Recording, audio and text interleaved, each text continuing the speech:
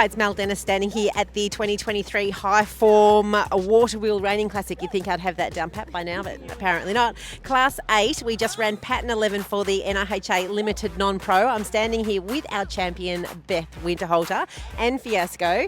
Beth, fantastic run, score of 72. And a half. 72 and a half, yes. PB, yeah. So, yeah.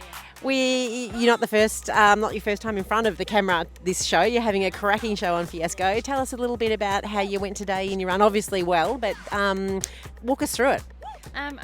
So actually I was running late for the class and got out the back. There's only about 7 people to go, and I was like, oh no, gosh, we've got no time to warm up, but trotted her around, got her nice and suppled, and she's a pretty good mare. As long as you've got her supple and you've got her mind with you, suppling at the trot, getting her to give to you, she pretty much gives you anything once you get in the pen. And look, when I got in there, I just thought I'm just going to do everything correct, and it seems to work. I don't try to push her out of her comfort zone. I just keep her nice and correct, and she picks up the pluses in just about every manoeuvre. So it's wicked. Some of those stops were fantastic. I think they were like 20-foot stops. They were huge. So yeah, but anyway. Fantastic. Well, your win will be posted on the Oceania YouTube channel, so you will be able to all watch those stops sure enough soon.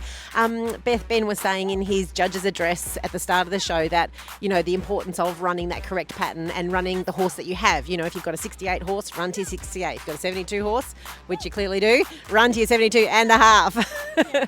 Tell us a bit about the breeding of Fiasco, Beth. So Shane Sainsbury bred her. So she's out of a Wimpy's Little Step stallion. I think his name was Wimpsky or Wimpsy or something. So he's a Wimpy's Little Step, and then her mum was Doc's Fancy Little Tail, and Shane still has that mare, and he's currently breeding from her, and she's putting out some really nice foals.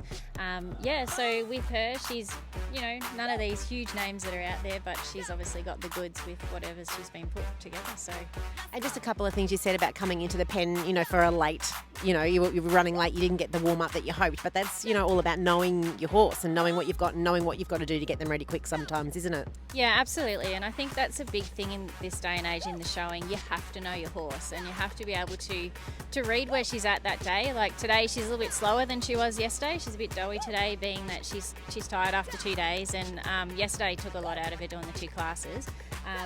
As you can see, she's falling asleep now. But, you know, knowing your horse and not pushing her, but showing smart and knowing the areas that you can plus up in and the areas that you need to hang back a bit in, instead of just trying to go for everything. You know, in showing, you've got to cover up a lot of stuff too to make sure you get around. So, but thankfully, she doesn't need much covering up. And that's showmanship, isn't it? Yeah. Absolutely. Beth, what have you got on for the rest of the show?